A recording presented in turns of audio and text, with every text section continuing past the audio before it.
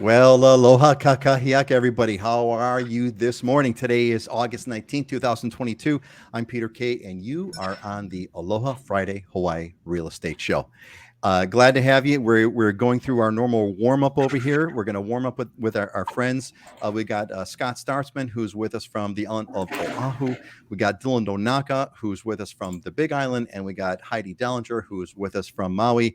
Why don't we kind of warm up those microphones? Let's start with Scott. We'll go clockwise. We'll start with Scott, then Dylan, and then Heidi. There's a lot of kitchen background noise coming from somebody's microphone. I'm not sure who it is. Dylan, it's got to be yours. There's somebody in the kitchen. Whatever they're doing, God bless them. Scott, give us the update. What's the shirt? What's the new plant? What's everything? What's happening? Yeah, I'm back. I just got back from my trip. I did 9 days in Idaho, out in the wilderness. We did five-day backpacking over 40 miles with a 0 day in there. So it was brutal. And for me, and most people don't know this, I didn't share this, but I had long COVID symptoms. So I was hitting fatigue for like 3 months to where it was debilitating. I would have to just stop in the middle of the day and rest. And so I had zero exercise before going on this trip. And I was a little worried about whether or not I was actually going to survive it. I even redid my truss just in case. So, but yeah, I survived it. It was brutal. My buddy that takes me, he plans it. I show up with a positive demeanor and a strong mental attitude, and that's it. And then we just go for broke. And but it was awesome. We did whitewater rafting too on the tail end of Class 4 whitewater rapids, which it's probably one of the top 5 runs in the U.S. So it was epic trip, 9 days, no cell. So for me, these last 2 years it's been an ass kicker. So for me, this was a chance to rejuvenate, unplug, get away, and re-energize, and I feel good coming back. So it's awesome. Oh, welcome back, buddy.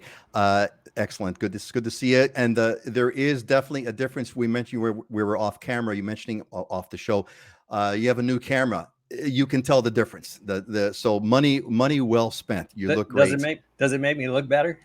You are a smashing handsome man, if I may say so myself.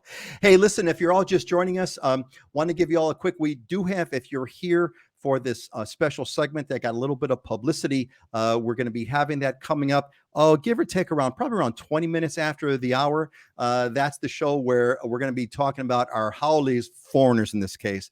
Our Haoles driving up the real estate prices. And we have a special guest, Keli'i Akina, who's with the Grassroot Institute. He'll be joining us later. The expert who is the executive director, the CEO and president of that organization. And he's going to be going over that report, which really was an eye opener. So just want to give you all a heads up before we get to Dylan, let's do our normal stuff over here and say hello to everybody who's been giving us a shout out. Uncle Jim was here, but he's going to take off. So he said he popped in his comment. God bless you. God bless you, Jim. At 8:45, popped in his comment. Aloha, everyone. I'll catch this on a replay later, Jim. Welcome back on the replay. Auntie Joyce is with us from San Francisco Bay Area. Hope you're having a good time there, Auntie Joyce. Hope you're enjoying the foggy, cooler, hopefully it's cooler weather than Hawaii. Joan is with us. Joan, welcome back, Joan. Joan is Islander OHANA alumni. Aloha, everyone. Ready for another great show? I hope so, Joan. I hope so. God willing, we're going to try to make it a great show. Norm is back with us. Norm, hey, how's it, Norm? Norm is also an alumni of the Islander OHANA.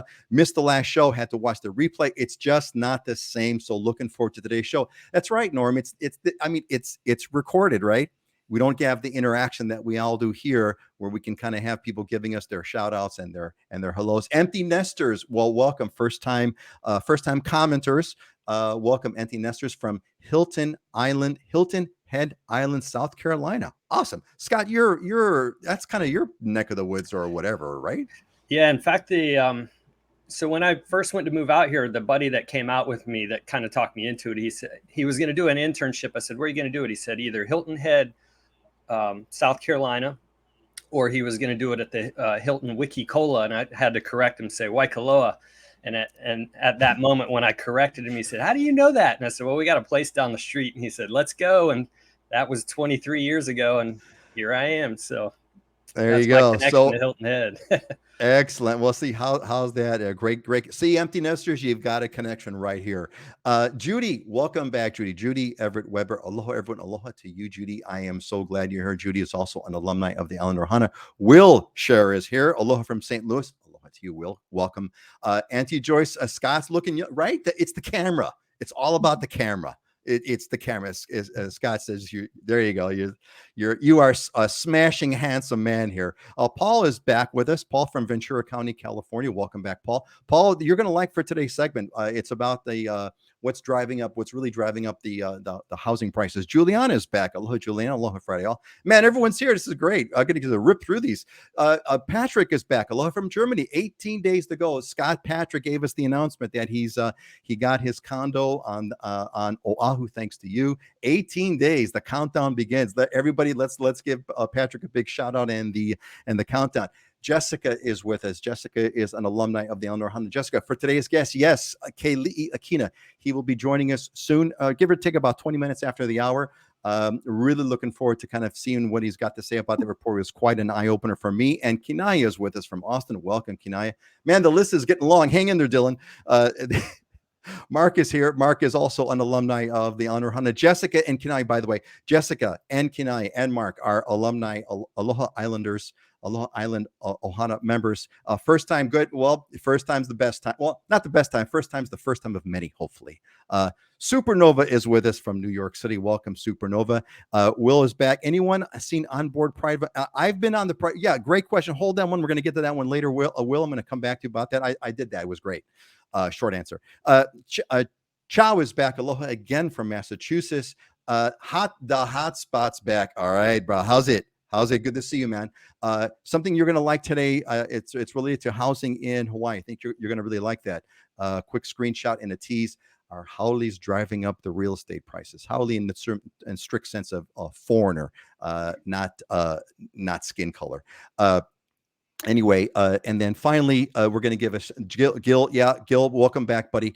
All right, good. All right, I did my cue. I said, hold on, Dylan, it's your turn to warm up the microphone. What's the shirt? What's happening?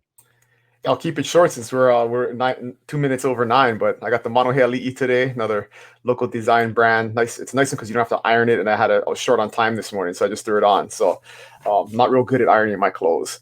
But yeah, beautiful day over here in Kona. A little bit overcast. It rained a little bit last night, but it's another beautiful day in Hawaii. We're just living the dream, Dylan. We're just living the dream. That's all that we're doing. Thanks, Dylan. The shirt looks good. I would have never guessed you just threw it on and didn't iron it. So next time, just keep that secret between you and me. We don't need the millions of people who are watching right now. But anyway, hey, thanks for revealing that. Heidi, give us the update. What's going on? What's the coffee? Well, I'm, of course, drinking my Maui coffee this morning. It's a gorgeous, gorgeous day on Maui. And, well, first, I just want to say welcome back, Scott. That sounds like an amazing adventure. I have nothing quite as exciting to report, just a busy week working. And I'm super excited to go jump in the ocean later and take a swim. So can't wait. Jump in the ocean and go for a swim, right? Isn't that the thing? So this Babs from Idaho. Babs, don't you wish you were in? Aloha back to you. Don't you wish you were able to kind of say what Heidi just did? After the show, I'm gonna jump in the ocean. Facebook user, there you go. Aloha from Illinois. Welcome, Facebook user. Facebook user, you should know that Heidi is a Illinois native, as am I, born in the city of Chicago. Heather, Islander OHANA member, alumni. Aloha from San Jose. Quick trip back to the mainland. Hey, Heather. Well, Heather, you're going to be able to have that wonderful experience that we all say that it's just the greatest thing on earth to come back home to Hawaii. All right. Excellent, gang. I appreciate it all. Let's do a quick news update over here. Let's kind of fill you in on kind of what's happening. I got some things I wanted to share that I'm going to try to be interesting if we can be about it. Hey, Scott, what you talked about earlier, it's happening. Japanese are coming to Scott, when you were away, we talked, there was a story about Japanese returning to the Japanese tourism industry starting up. And there was a story here that apparently they like the Big Island. They've doubling, they're up significantly over previous years in terms of percentages. So they normally see, normally the Big Island gets about 10% of the Japanese visitors. Now they're getting 20% of the Japanese visitors. That is a doubling of that. So that's interesting. Dylan, would be interesting to see if that affects the real estate market at all on the Big Island. That will be interesting. Maui visitors, there's the one common theme game you've all seen on the show, which is the visitors, y'all gonna have to pay more. Here's another one, paying the park. So there's all kinds of movement about, they're talking about making Maui's top destinations, top visitor attractions, beaches, etc., pay parking for visitors. Locals are going to get it for free, visitors are going to have to pay. So that's coming down the pike, group. There's Scott, I don't know if you heard about this. There's an affordable condo tower that's going up in Honolulu. This one is on the Ke'eamoku street area. I think what was interesting about this, and this kind of relates to today's topic about real estate prices, there was a great quote from one of the residents who is this was from the Shingon Mission of Hawaii. The Bishop Ren Tsuru said, "We've been here for 110 years. We're about to be strangled by 400-foot condominiums. Traffic is bad. The water and sewage is bad, as you can imagine, in a neighborhood this old." This is classic example, not to say it's right or wrong, but this is a classic example of why development in Hawaii is restricted. Hint, hint, on the cost of higher prices of real estate in Hawaii. PELE power. So this is my favorite one. On the Big Island, there's a group called Puna Geothermal Ventures. They've been around there for a very long time, and they generate power that comes off of geothermal energy from the volcano. They're cranking up they're cranking up their energy output 38 megawatts to 48 to 60. I bring it up because we're all about clean energy. There is nothing cleaner than pure energy, heat coming from the ground. Apparently, there's enough energy that comes off of the volcano that could that can power the entire state. It's not going to probably happen. There's all kinds of issues, and maybe Dylan can talk about that. Been all kinds of controversy. People don't want drill welling and all that kind of stuff. But just thought I'd bring that up. And then finally, low voter turnout resumes to Hawaii. And I've got an OHANA question for you all, gang. So here's the OHANA question. So So the quick story is Hawaii's historically low voter turnout is resuming, even though we have an all mail-in election. So everybody gets their ballots. Every single a registered voter gets their ballots in the mail. But we've returned to historic lows. So here's the question, gang. What is the voter turnout percentage in Hawaii? Pop it in the comments if you're watching. What do you think? Take your guess in the voter turnout percentage. What do you think was the voter turnout percent of the primary election that we just held a couple of days ago? It ended on Saturday. All right. I think that's it for the news. Why don't we kind of go counterclockwise on the updates? We'll go to Heidi and then Dylan and then Scott. Give us the update, Heidi. You know what? I should do this because I even made a slide for this darn thing. So I'm going to show the slide. Give us the market update. What's happening? What's happening in Maui, Heidi? And any news you'd like to chime in on. Sure. Well, there's a lot of talk about the market slowing and changing, which it's definitely changed compared to earlier this year. When you really look at the number of sales closing and number of sales going under contract, I mean, it's still pretty consistent with what was going on Maui for the last 10 years. It's just compared to 2021, which was an outlier. I mean, huge number of sales, huge spike.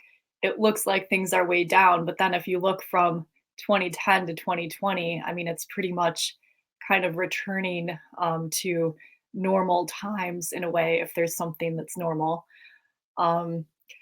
Median and average sales prices are up for both condos and homes. Appreciation shows some signs of slowing. Single family homes are still closing at around 99% of their list price, and condominiums are closing a little over asking price, 100.3% of asking price on average. So that's what's going on over here on Maui. Still a pretty robust market, just not quite as intense as we've seen over the past year. So it's continuing this thing that we've kind of picked up over the past few shows, where the market is slowing, the craziness is out, but the prices are still at the very least stable, certainly not dropped by any significant amount. Dylan, what's the update? What's going on the Big Island, buddy? I think that was a great point that Heidi made about looking at the historical numbers, right? Because just like interest rates, we as humans, we only like remember the last 6 months of our life, right? So we base our entire future off of what happened the last 6 months. And of course, interest rates seem like they're high versus 6 months ago, but the same is true of the real estate market. The real estate market looks like it's in taking a pretty hard downward turn if you put it in context of 6 months ago. But if you look at the last 10 years, there's nothing to be alarmed about. And if you look at the last 10 years for interest rates, there's actually a lot to be happy about because they're still very, very low. But we've definitely seen a quick downward turn in the number of sales on the Big Island. We had, for homes, a year ago, 261 homes sold. This month there was 181, so big drop in the number of sales. The same is true of condos, the same is true of land, but median price is still up from a year ago, and we are seeing that the final list to sold price is falling. So we were at almost 100% final list to sold price a year ago for homes and condos. Condos were over 100%. Both have dipped under 100%. Homes are at 96% now. So like I've been saying, this is the time as a buyer to be in the market, because you have more inventory coming on the market, way less competition from other buyers, and the interest rates are not forever. So you can always refinance in the future. That shouldn't be a deterrent to buying at the moment. So we're still, at very low levels of inventory, but compared to a year ago, there's a lot more inventory. Almost at 1,900 properties for sale. We were at 1,300 a year ago. But if you look at months of inventory, I mean, it's still only 3.2 months of inventory. So until we get back to 6 months, it's still a seller's market technically from an inventory standpoint. All right, so that same trend, and I see Scott smiling. Hey, we got a question in that it's related to our market segment. Krista from San Jose said, "Hey, what areas on Oahu are offering reasonable sale prices? How is the market looking on the Big Island?" Well, Scott, Dylan just gave us the market update on the Big Island. So, Scott, as you kind of go through your market update, just give us a sense of answering Krista's question of what areas on Oahu are offering reasonable sale prices. Go ahead, Scott. Yeah, what's the definition of reasonable, right? There you go. Yeah, according to what? Yeah, I mean, when you get into reasonable sale home prices, you got to get outside of the urban core, because the urban core is the dense, our more dense, desirable area. The further away you go, so Ewa, Kapolei, Makakilo are going to kind of still give you that urban core effect, but at closeness, but yet get a little more affordable, and the houses get a little newer. Otherwise, you got to get out in the country, North Shore, Leeward Coast, Windward Side, for you to really have that discounted price. But it comes with a commute, and it comes with less resources out that side. So it's a give and take. As far as market goes, I mean, Heidi hit the nail on the head. Last year was an anomaly. So I'll give you this, because this really spells it out. I went and looked back. In July 2019, right before the pandemic, we had 1,621 homes actively for sale on the market, and price went up 5.8%. That's a normal market. I see us going back. This is I'm calling it the Great Normalization. I expect interest rates to start to normalize to historic levels, 7 to 8% range. The market in general starting to get back to normal activity. But we have a problem here, which is inventory. You can't buy what's not for sale. And so there are 1,600 homes basically for sale on the market in 2019 with almost a 6% price appreciation. If you look in April 2005, which is at the height of a big peak, we were at 814 homes on the market with a 25% price appreciation. We have right now 625 active homes for sale on Oahu. So way less. So and here's the thing, in January, we started with 425 homes on the market. Now we have 625. Are we adding inventory? Yes, but it's basically at 25 homes a month. That's 3.5 years before we get back to what 2019 numbers are. So there's a problem here with the inventory that's going to restrict any kind of pullback in the market. And if you look on the condo side, it's the same thing. And what does that mean? So right now, what we're seeing is list to sales price ratio. Sellers are getting 101.6% of what they list their home for, more than the sales price. There's 60% of homes are being sold for over asking and 11 days on market on average. So, yes, cooling market, less sales, but there's also less listings coming on. We have an inventory problem, and it's going to keep things strong for a little while. We are heading back to normalization, but man, it may take a year, it may take 2 years to get back to that normalization component. For perspective, right, this is how insane this is. The Big Island's got like 200,000 people. Oahu's got over 1 million people, and we have the same number of homes for sale. 647 is what we have on the Big Island right now. So okay, so it's almost like if we could say a few months ago, let's say last year, when things were like just crazy hot, it was like boiling. We're boiling water. Right now, we're just simmering. So yes, it's cooled. It's not boiling. It's just simmering. But it's still there. So interesting. Hey, gang, get your questions in now on whatever you want to ask, so we can kind of hit it. We got a few minutes before Keli'i comes back and joins us. And we got a couple questions here real quick from Norm Falconer. Dylan, seems like the prices are dropping about 8 to 10% on homes in Hawaii Paradise Park. Dylan, you want to comment on that? Yeah, prices, the homes in Hawaiian Paradise Park were overpriced by 20%. So I don't think they're dropping. It's just sellers are starting to realize that buyers are not going to, pay 10 or 15% over what the home should be listed at. So I think I gotta excuse me just to piece out that crack up. So the homes were overpriced by 20%. So now they're just overpriced. And Norm, let's just take Norm's statement as true. Norm has observed that they've dropped by, let's say, 10%, which now means they're only overpriced by 10%. Yes, and the important data point to look at here, because I'm getting this feedback from a lot of people, right? Oh, I'm seeing all these massive, drop in prices. When you can't look at the listed price, right? You have to look at the sold price. The listed price is completely irrelevant. Sellers can list their property for whatever they want. It has no reflection on the true market value of the property. So you have to look at, okay, what are homes selling at? And if you look at what a home's selling at, we're still up from a year ago. So really, you have to ignore price drops. Price drops are a good thing to show you, okay, that maybe the price is getting to where it needs to be, and that's a home I should go after. Maybe I can negotiate more with that seller, but that doesn't have an effect on home value. It's not a good measure of home value. Yeah, that is an extraordinarily good point. You have to look at the closing, the price it actually sold for, as opposed to the price it's going for. And of course, the media and internet sites, they like to engage us and get our eyeballs and get us to click. So they're gonna, that's what they tell you is price drop, but they're not talking about what is the closed price versus last year, on a similar home. Yeah. Keep in mind, the seller can ask whatever they want for a home, right? So. You put it on for $1 million, it's worth $500,000, right? It's kind of funny that you guys mentioned, because I used to actually do that same thing back when I was I was looking for the prices of cars, and I would go to eBay, and you could sort by the listing price, but I would always there was a couple of boxes, and you want to check for what it actually sold for on the bid. Two different stories altogether. Okay, we've got a couple of questions. We're almost there. Keli'i is in the green room, so Keli'i, I see you there. We're going to be getting on soon. The hotspot Nonaka Kai says, is a 6-month supply really normal for Hawaii? Is that really normal, gang? No. Heidi says no. So 6 months. If you go to 2010 to 2020, it was much closer to that range, 5-6 months. We can go back and look, but I don't think we're ever going to have enough inventory for the demand on Maui. I mean, I truly believe that. I think the inventory problem has been going on for a long, long time.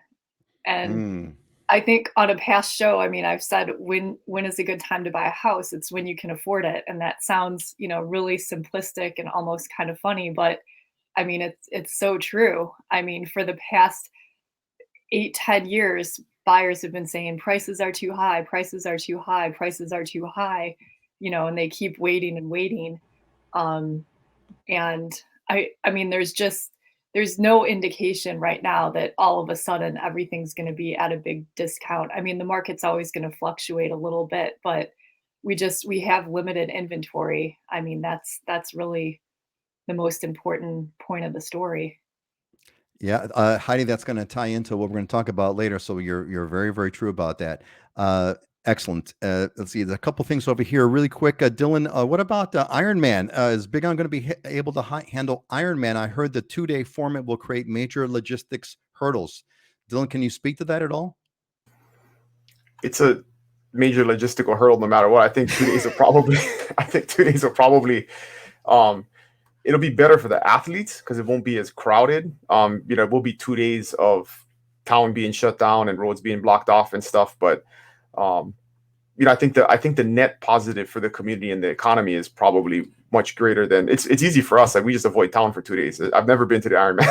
Like, I don't know. So it happens here every year normally, but it's a pain when the roads get shut down and stuff. And we've talked about in the past, one of the biggest challenges is the athletes that come like a month before the train and they're just totally oblivious to, people on the road. And we always have athletes getting hit and, accidents happening because people aren't paying attention when they're driving. The athletes think they own the roads and that becomes an issue. So there's always somebody gets hurt, which is unfortunate. But yeah, I think in a way it's probably a better format for the athletes. So it's not as insane because if you ever been down to the pier, if you see it on TV, it's a little tiny pier and there's like 2,000 people trying to get in the water and everybody's kicked in the face. And I even knew a guy that trained for 6 months and then got kicked in the face right when it started and he had to drop out because he had a big gash, had to go get stitches and stuff. So. Dylan, I can't tell you how disappointed I am in not hearing that you're an Ironman athlete in stiff competition with a couple of trophies on your belt. There's nothing more boring in life than riding your bike for like 2 hours and then running for 2 hours. I mean, I could do the swim probably no problem, but that is just totally boring to me. I think the more Scott's type of adventure and physical activity is way more appealing than just running down a long highway for 2 hours. Yeah, I'm with you on that one. All right, hey, let's get this real quick out of the way for the hotspot who's asking, hey, I'm getting my real estate license soon. Do you suggest a self-paced from home course or in-class course? I'm not sure I'd lose out on the content bonus info if I do in-class. So that's one quick question. What's your folks' advice? You've all gone through this in one way, shape, or form. And the other thing is, hey, what do you suggest I get myself on a successful sales team as soon as I get my real estate license? Well, the hotspot, are you on Molokai or are you on the other islands? Because I think we know whose sales teams that you're going to want to join if you're on Oahu or the Big On or Maui. Gang, you want to give the hotspot quick advice on kind of what's the best route to take on the course? Let's go with Heidi and then Dylan and then Scott real quick. I think it depends on you. When I first got my real estate license, I did a self-study course. And at the time I had time to do it. And it's just a lot of reading. It's not very exciting at all. You just need the discipline to get through it.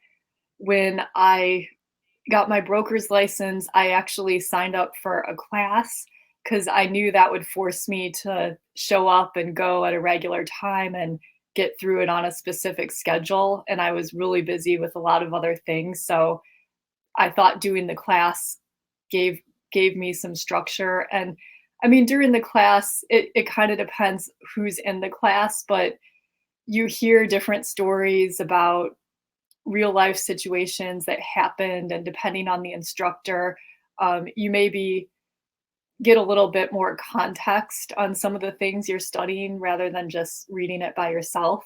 But I mean, sometimes it feels like it's taken a lot of time when you're sitting in a class for 3 hours and people are talking. So if you'd rather just read the book and knock it out, I mean, it's fine too. All right, quickly, Dylan, in course or online or both or what? What's your advice? Doesn't matter. You just gotta memorize a bunch of useless information you'll never use once you get your license. So whatever best way you can do that. That's it. Memorize a bunch of useless information you'll never use in the real world. Sounds like school to me. Scott, what's your advice? Yeah, it's all depends on what, if you can do the self-training course online, and you got the motivation to stick to it, then do it. But the reality is you're not going to come out of that understanding a whole lot about real estate. And it's more important what you do after that. So you just got to get through the class and pass the test. That's about it. There you go. Like Dylan's advice, get through the class, pass test. Heidi's advice was good though. The in-person stuff gives you stories, things that you can kind of recall. That's helpful. But again, that's not those aren't the questions on the course. And he's going to be moving to Oahu. Well, you need to reach out to Scott, buddy. That's all I can tell you. Just like that. All right, gang. Good. I think we got it. And she who laughs is laughing. Good. I'm glad. I'm glad that she who laughs is having a good time. All right, folks. Let's move on. We're going to bring on to our sort of fun topic for today. This is I'm a subscriber. It's a free subscription to Grassroot Institute's newsletter, and I got a really interesting a report that they released, which was answering this question: are Haoles driving up real estate prices? Now, by Haoles here, okay, I'm looking at not talking about the skin color version of Haoles, which is also used. I'm looking at, this is the Hawaiian dictionary. I'm looking at Haole in terms of foreigner, in the strictest sense of the word. So I want you all to understand what I mean when we say Haole. We're not saying about like typically white people. We're talking about foreigners in the strict sense of the word, meaning non-Hawaii residents. So big topic over here is that, I can't tell you how many times on my YouTube channel I get some comments from people saying, yeah, the reason why, we're local folks are getting forced out of their homes is because mainland folks are coming in and taking their land or pushing them out and driving up prices. We hear this all the time, and not just on my YouTube channel. It's also in the political phase. It's kind of like all over the place. You're hearing this everywhere. And so what we did today is we brought a special guest with us, an expert in the field. Hey, everybody, this is the first time we're kind of doing this sort of thing, so it's kind of fun. I want to introduce you all to our special guest, Keli'i Akina, who is the president CEO of Grassroot Institute. This is the organization that wrote this report, and I'm so stoked to have someone who can kind of talk to it. First of all, Keli'i, aloha and welcome. Say hello to everybody. Say hello, Keli'i, to all that we got. Well, aloha, Peter. Great to be reconnecting with you. We go back many years. And Scott, Heidi, and Dylan, it's been fun listening to all of you banter together. You really know your stuff. Just really glad to be with all of you. Let me just add one thing. I just heard about the title of your program today. I like to think that every time we use the word Haole, we should always say beloved, beloved Haole. Beloved, there you go. That's a nice little add-on. I think if people did that, that would be kind of cool. And hey, Keli'i, you're getting some alohas from folks, our listeners here, our great audience. Kelly is with us. Kelly is also a member of our Islander. She's an alumni of our Islander OHANA group. As Jessica gives the big aloha. I know that Jessica's been looking forward to this topic. All right, so let's kind of hit this, gang. So here's kind of what's been going on. What was interesting to me, Keli'i, and I'd like to kind of get some back and forth on this, was that I got a couple slides here, gang, just to kind of lay out the lay of the land real quick. And I really want to talk about it. The data says no to the question: are Haoles driving up prices? Our beloved Haoles driving up prices? No. Again, I'm using the word strictly in the foreign sense. Haoles to local buyers. Wasn't some interesting thing that stuck out about this report, and I'd like to get your feedback on this, Keli'i. As far as like, what did you find that was most surprising about this report? Number one, Haoles to local buyers percentages dropped, but prices went up from 2008 to 2021. And the other big takeaway I got from this report was land use restrictions correlate with high prices nationwide. So in other words, it was land use restrictions more than anything else that correlated with high prices. Now, here's a couple of graphs here. This is going to be hard to see. So if you look at this one on the right-hand side, it gives you, this is from the report, the trend of Hawaii home sales by percentage, the buyers. So that the blue line on top are local buyers, the orange line on the bottom are mainland buyers, and then the little gray line is foreign. You see, there's almost been they've been fairly steady percentages. They've been up or down a little bit. But on the left-hand side, you can see the price of real estate in Hawaii over time. We're much closer tracking to California. And on the bottom right, as I zoomed into the same range of years from the graph above. So if you look at the graph below, prices are definitely going up. You look at the graph above, the percentages are relatively stable. That was one thing that really kind of stuck out. Maui is a big one. So Heidi, this is to you.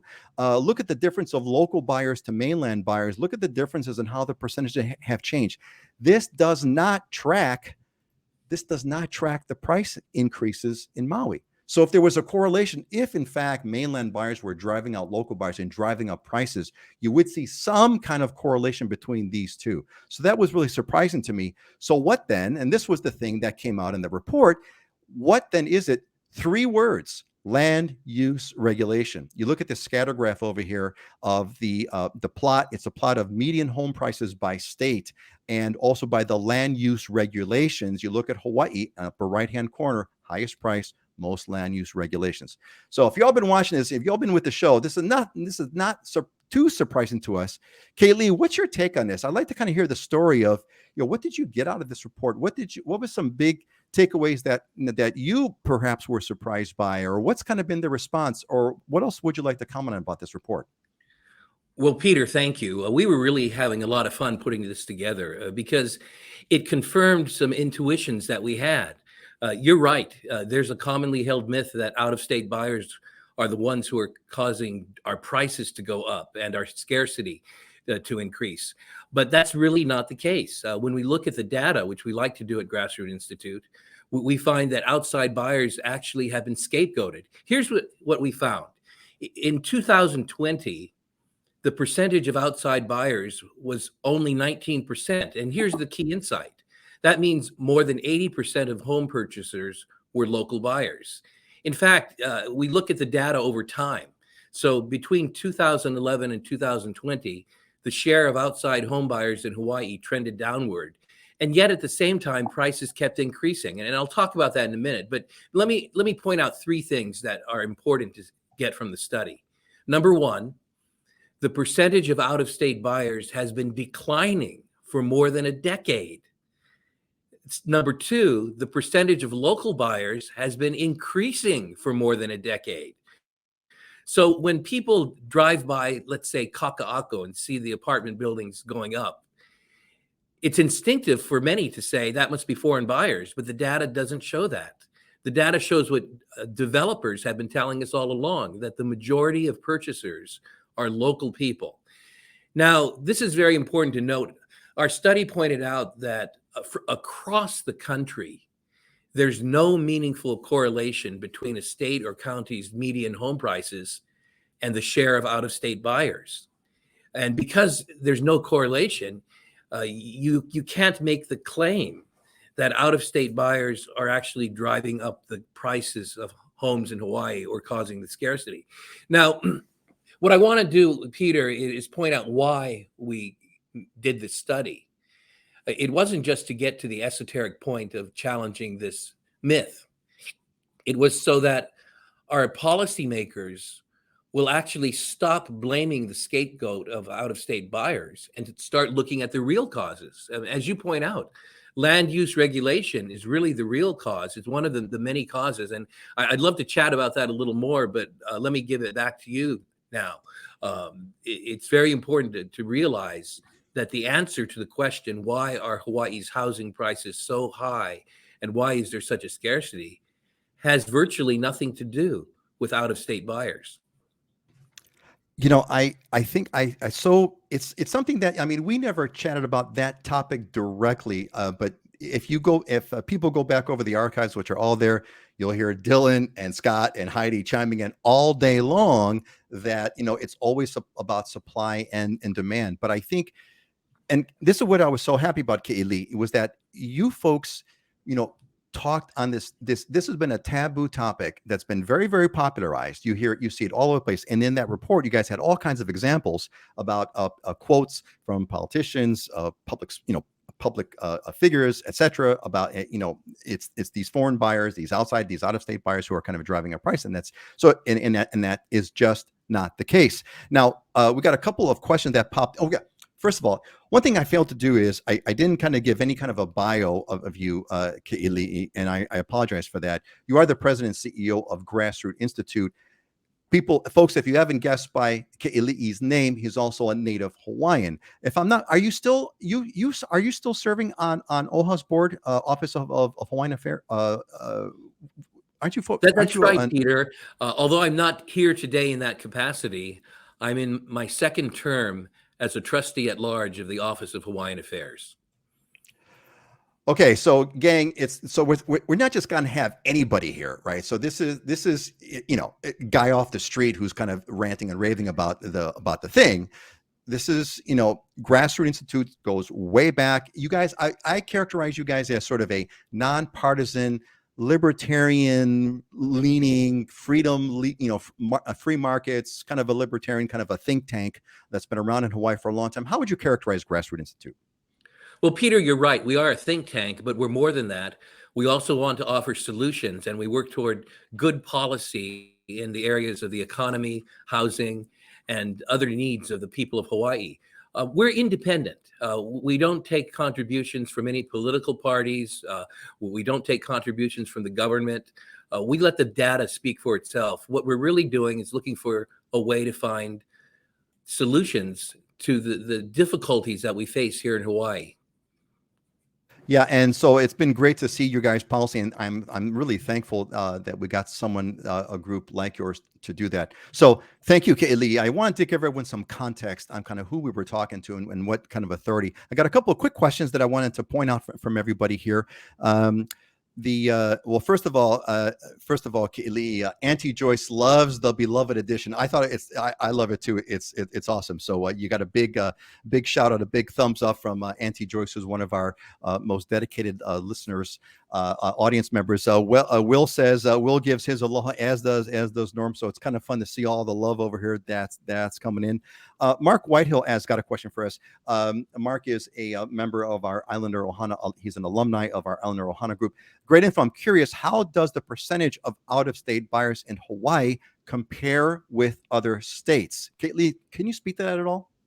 Yes, our study actually goes to the data of all other states. We were very thorough in this because we wanted to make sure that we weren't just talking about Hawaii.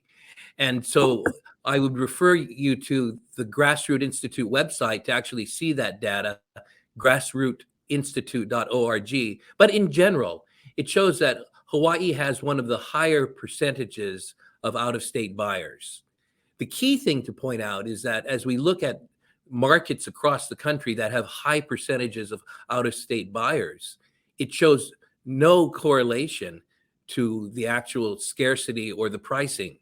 There are places that have high percentages of out-of-state buyers where the prices are through the roof, like New York City. But there are other places across the country where you have high percentages of out-of-state buyers and the prices are low. You also have places like Washington, D.C., where you have a lower percentage of out-of-state buyers, but you have high prices. So that's the key point to keep in mind. But that's a good question. I'm glad that was asked. Yeah. Thanks, Mark. I appreciate that. I'd like to add, Peter, just from a comment, me, I love to look at stuff. I'm not that smart, so I look at trying to apply common sense, right? And yeah, you're not that smart at all, Dylan. Yeah. You're not that smart. You just intuitively you think, okay, where are people going, right? You hear a lot about people moving to Vegas, moving to Idaho, moving to Texas, these markets where there is affordable housing, right? So I would expect that there would be a lot of out-of-state buyers per capita going to those areas, and and that's because prices are lower, right? So why would people be going to a high priced place, right? And so it's just kind of there's a lot of counterintuitiveness in this. It does so you kind of just generalize it and say, hey, if somebody's coming here, the prices are going to be high. Dylan is absolutely right. Everybody knows people who've got one story or another to tell about this. And so a lot of times we base our conclusions on anecdotes, but we have to go to the data. That's absolutely important. And the reason that we've gone to the data is not so much just to dispel this myth of the out-of-state buyer. It's because we want to shift the conversation. We want our policymakers to stop looking at scapegoats and instead to start looking at the real causes of our land use, our land scarcity. And as you pointed out, land use regulations is a big one. We were really pleased when UHERO, the UH Economic Research Organization, came out with its recent study, which showed that Hawaii has some of the highest land regulation in the entire nation. In fact, we've got the county, Hawaii County, that has more regulations with regard to housing than any other in the United States. Now, that's something that there's a correlation between high regulation and high prices in housing, as well as scarcity. That's the real problem we're facing in Hawaii. If we could solve that problem and reduce our regulations, we could open up a lot more housing opportunities. For example, just really quickly, a study links to other studies we've done at Grassroot and points out we could have a lot more housing available if we allowed more low-rise apartments. You see, most of Hawaii's buildable land is zoned at the county level for single-family homes. So there's little room for duplexes or fourplexes or low-rise apartments. We should change that. Or perhaps we should start using a practice that other markets are using called by right housing. In other words, if you manage to show the government authorities that your house is sound, it's gone through an architect, it's jumped through the hoops, there's a pre-established checklist, then you can go ahead and build without having to go through hearings. But the problem is that so many developments have to go through hearings that it virtually shuts down development in many areas. Another thing we can do is cut back on our permitting delays. We could also require permits for a lot fewer projects. In many markets across the country, you don't need permits for re-roofing your house or fixing it after a flood or putting in flooring or air conditioning and so forth. I could go on, and I know our time is limited today, so I'll just refer to one of our studies online, which is Build Up or Build Out. There are lots of solutions we should be looking at instead of naming scapegoats for the scarcity of housing in Hawaii. Yeah, I think the scapegoating is, and that's why I'm really so, and I want to thank you again for coming and spending your time to come out and share this this report. It was the scapegoating issue that I really enjoyed about it and wanted to share about. We're going to get some questions from Scott and Heidi and then everybody else real quick. Patrick says, please define out-of-state buyer, someone whose main home is out of state or a transplant. If I'm not mistaken, please correct me if I'm wrong, Keli'i, is that they took a very liberal look because it's hard to kind of, there are a lot of cases which are kind of borderline cases. The idea would be if you're out of state and buying a home here, you're considered a out of state buyer. That was the objective criteria that was used, right, Keli'i? That's absolutely right. You stated it well. And in the interest of time, I just want to refer our listener to the study itself online at grassrootinstitute.org. Grassrootinstitute.org. Gang, I've also got it linked extensively on the one article I published on the website that went out in the newsletter. You can go there, but grassrootinstitute.org, where you'll find that and other reports. And I want to definitely do the best I can to promote that. Auntie Joan likes the great edition. So, Joan, I'm glad that you enjoy that. And Uncle Ray is here with us. Aloha from Kailua. Welcome, Ray. And Mark is enjoying it. Interesting. Hey, our internal Jessica says, love your solution of low-rise apartments, duplexes, etc. What can we do to change public perception that these types of homes are going to ruin my neighborhood? Man, that's the question, Jessica. Hold that thought, everybody, because I want to get some feedback. Heidi, Scott, or Dylan, you guys have any feedback? You want to chime in, questions for Keli'i? Anything you want to add to this? What do you want? I want to bring you guys into the conversation. Scott, go ahead. Yeah, I mean, one of the biggest things, the land use restriction, that if you look back at, statehood was 1959. In the 1960s and 70s here on Oahu, we were creating on average 14,000 new units per year for those 2 decades. And now we're right around 4,000. And the reason for it is land use restriction. And we swung the pendulum from one side all the way to the opposite side to where we're not building enough housing to satisfy the demand that's there. And then you get this supply demand thing. But so 14,000 units to 4,000 a year is a huge swing. And that right there just shows, and it came from the restrictions on land use. Yeah, that definitely speaks to that. Heidi, you have any comments you want to chime in, ask, or be a part of?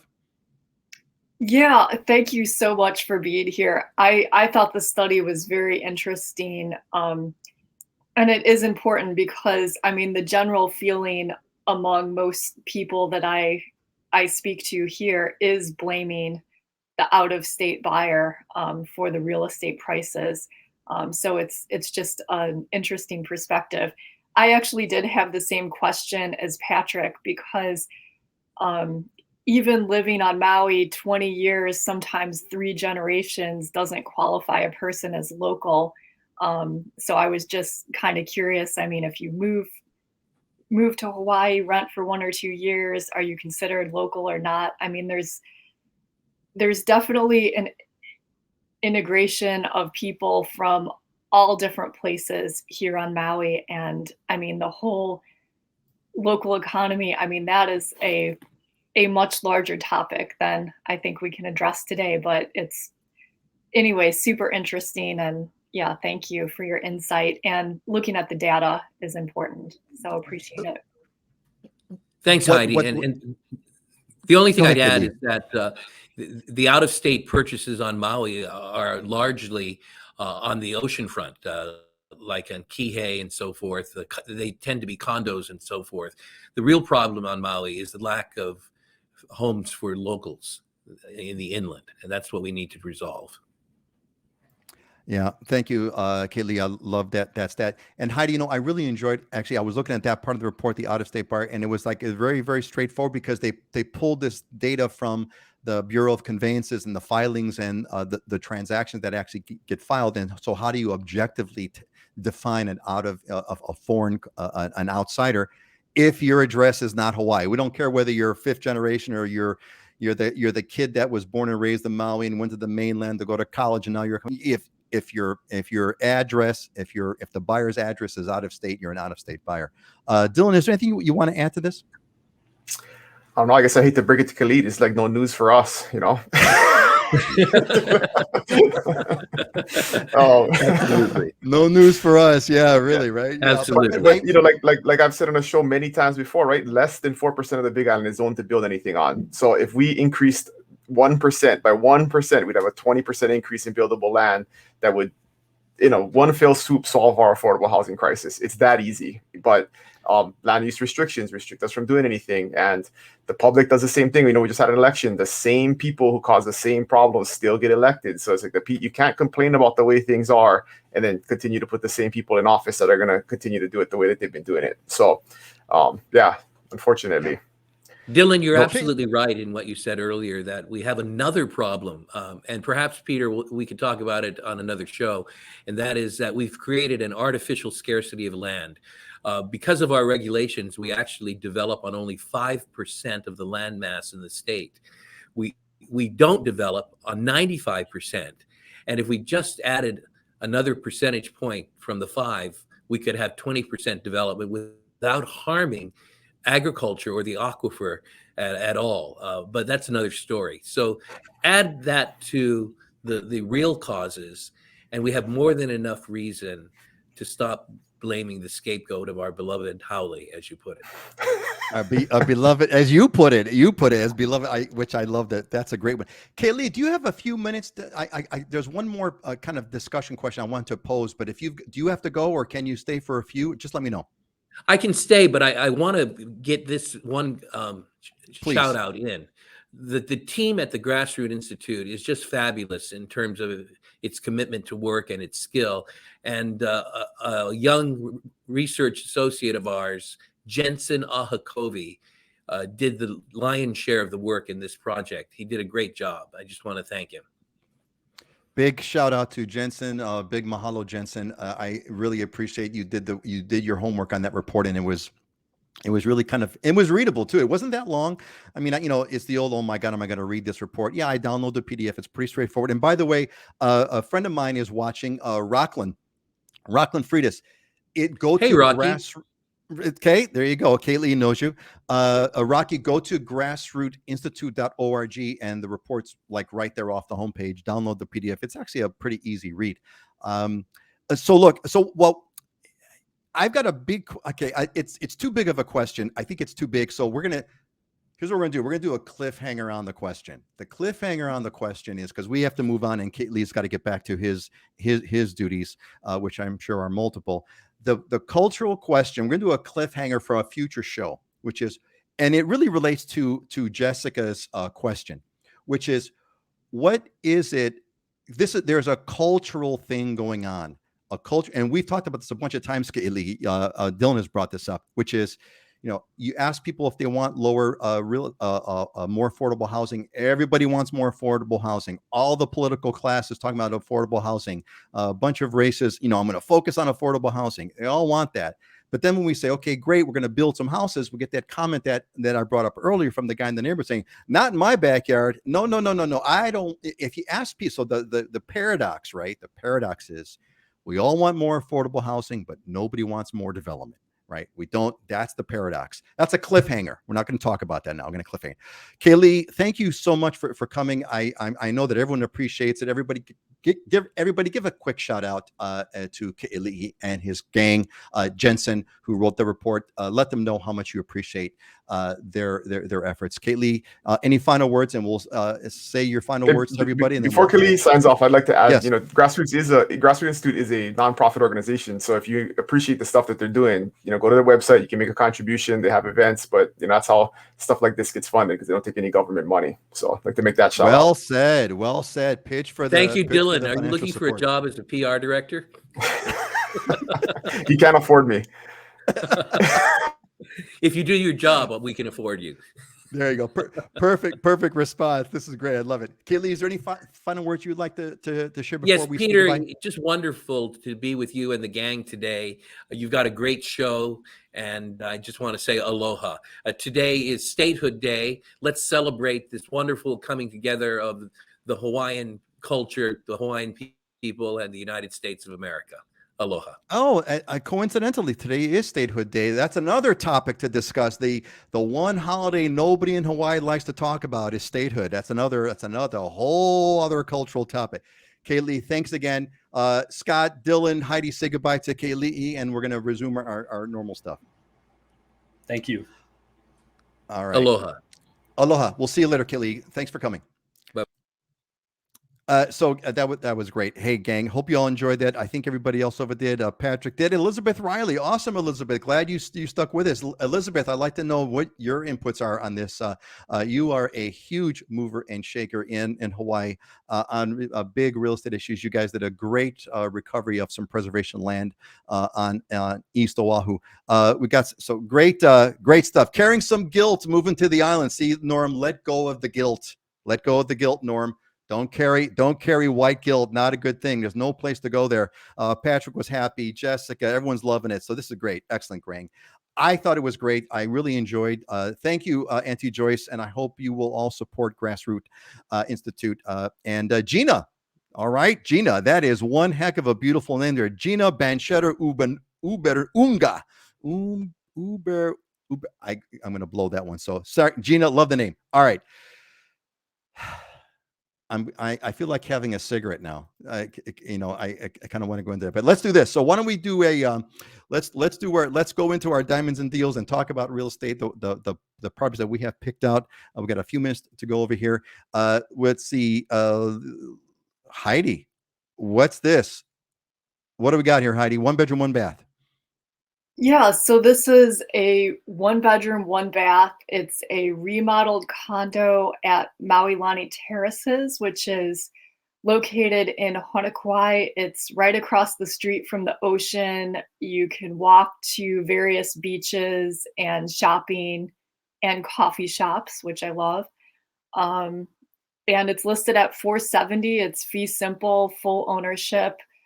The HOA fees are $488 a month and include everything, including internet and cable, except for electricity. Electric would be your only separate expense. And you have some views of Molokai there you can see on the top. Nice, man. If a 1 bedroom is right for you, that's a winner. I love the low HOA fees, $488, and you get the pool. And it pays for, you said, everything except electricity. Seems like a deal to me. I'd say that's a deal and a diamond. I guess they're all diamonds and deals, right? As Dylan had brought up, everything that we do is a diamond and a deal. Because if it if it wasn't a deal, it wouldn't be a diamond. If it was a diamond, it wouldn't be. I'm not too sure. Anyway, they're all diamonds. I don't know if Scott's is a diamond, but it's probably a deal. It's a yeah. And that's what makes it a diamond. No, anyway, okay, now go ahead. Scott, what do we got here? Waialae Nui Fixer Upper. What is it? Yeah, definitely Fixer. $925, but yeah, and you can see, I mean, the upper left is like the original kitchen from, even has wallpaper in the kitchen. And I do love that full stainless run on the countertop that you don't see. It's from like 1950s, 60s, right in that era. and then the unfinished portion down. That's the second picture on the left, and then wood paneling. Who doesn't love wood paneling? So this is obviously a fixer-upper. But the potential possibly over that carport area or garage area for separate kind of maids quarters, whether you could turn this into a legal ADU or not, you'd have to run your plan checks. But for $925, it's actually a pretty good price for that area. I figure me budget wise, I'm actually going to look at this. So for me and my investors, we just repositioned all our capital and we're back in the market. So I saw this, I'm going to look at it Sunday. I thought it was potentially a good opportunity at this price point, put 150 grand into it, doing a lot of stuff. And, you know, you're basically one somewhere right in there fixed up. That's a very good value for these neighborhoods.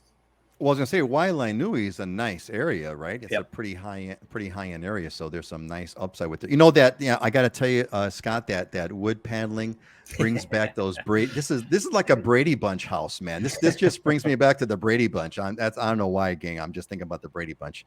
Yep. I'm looking for that special tiki to wear around someone's neck.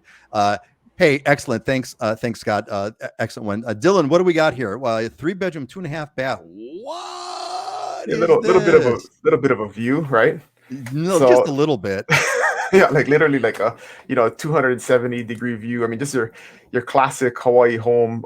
It's on a 1 acre, just beautiful finishings all the way around. You can see in the top, top left there, kind of just sitting out by itself, lots of privacy, and just a crazy sweeping view.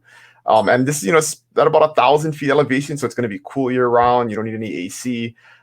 Just a really, really nice property. And for 2.1, you can't get something like this on the other islands. So especially with an acre of land. Man, that's crazy. Yeah. That is This is- crazy. The property description on this had a great thing. It's something about this is in the 10s. It's 10 minutes from the airport, 10 minutes from Costco, and 10 degrees cooler from the shoreline. So I thought that was a really good marketing piece. So shout out to Yeah, you're not kidding. Well, I'm saying, and one more 10, it's a 10 of a property, right? a It's 10 of a property. Yes. Yeah. Jeez. And you had mentioned this earlier, if I'm not mistaken, from my memory. Hualalai Vistas is a highly desirable area on the Big Island, if I'm not mistaken. Yeah, we have a lot of these, gated kind of higher end communities that are on 1 acre ag lots, and so this is one of the many that we have kind of in the upper highway above the airport in Kona. So yeah, super nice neighborhood. I mean, all the homes in the neighborhood are going to look like this, and just ideal place to live, from an elevation standpoint and proximity to everything in town. Unbelievable. Great. Awesome. Hey, gang, hope you all like these. These were all great properties, alone, great variety all over the place. All right, let's head into our closing thoughts as we bring the show to a close. I'd like to get your feedback as we all say goodbye. What did you think of having the special guest? Is this something that we should kind of do more of in the show? Did it kind of break it up for you a little bit? Was it interesting? Is it worthwhile? I'd love to get your feedback on it. What did you think of Keli'i as well? The topic. I'd love to get some feedback on it. Just kind of throw some comments, and I'll read those after the show if I don't have time. All right, Dylan, what do we got? What's the quote and why do you like it? Yeah, it's funny that I didn't really plan it this way, but it kind of applies to the show today, right? Where focus goes, energy flows, and there really isn't a lot of focus on actually solving our housing problems in Hawaii. We like to focus our energy on scapegoats and stuff that doesn't really exist, and so that's why I think we're where we are. But just something is true in life, right? Wherever you focus is where your energy is going to go. So choose your focus wisely. I'm curious, where did you get this from? Because I've got an interesting kind of statement I want to make on it. It's a good one. I love it. Where'd you get it from?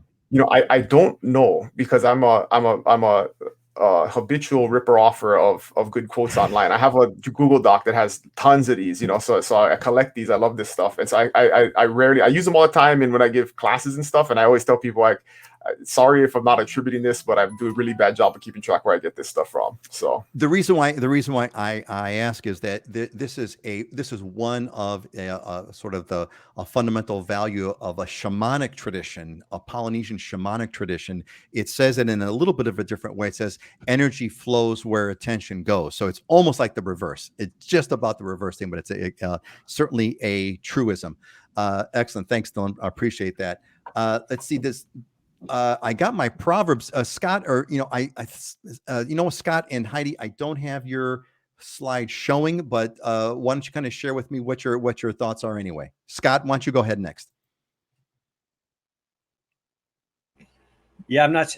I think it's hidden, so it's Yeah. there. I can't remember what it was. So. So all right, so hold on, gang. Technical difficulty. We're gonna unhide it right now. Just give me a sec here. Gonna, right before your eyes. Yeah. Here we go. Okay. There you go, Scott. What's your quote, and why do you like it? Yeah, don't limit your challenges. Challenge your limits. I mean, me coming back out of the woods.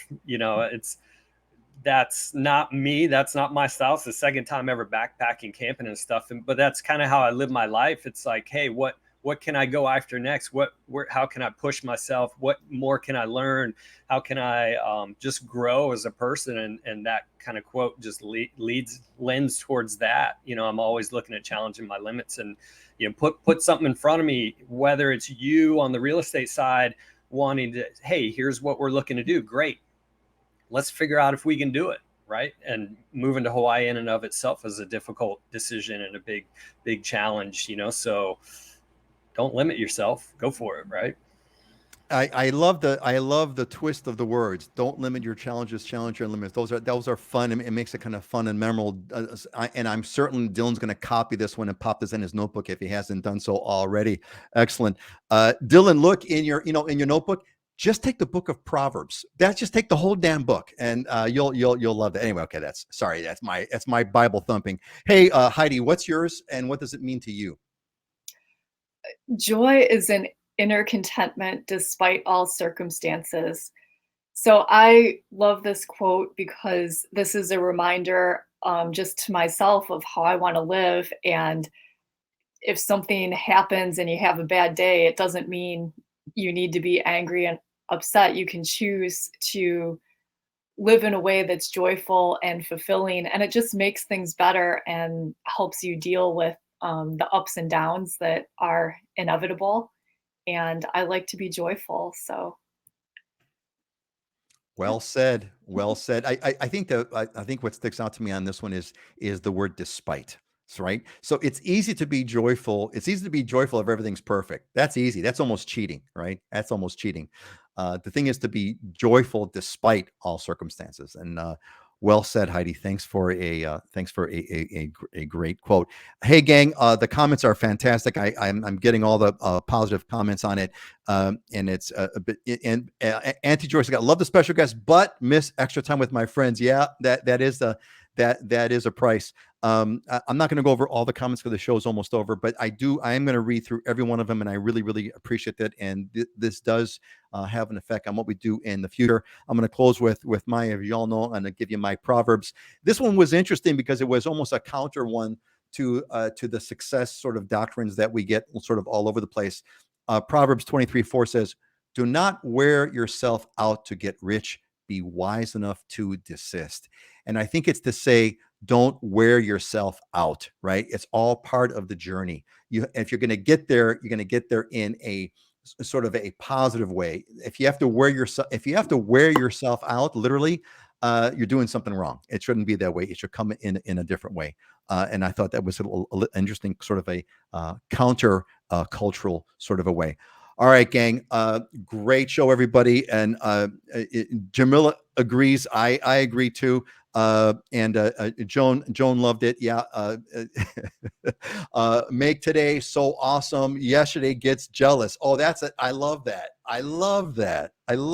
That's excellent. And Ray says, let joy be your compass. Aloha, y'all. Aloha to you, to Uncle Ray. All right, gang. Say goodbye, everybody. We're going to go clockwise. Scott, then Dylan, then Heidi. Say goodbye. Goodbye, everybody. Good to be back. Hello, everybody. Have a great weekend. Happy Statehood Day. aloha. Have a great weekend. Have a great weekend. Happy Statehood Day, Scott. Welcome back, Scott. Y'all take care. Aloha, everyone. Bye-bye.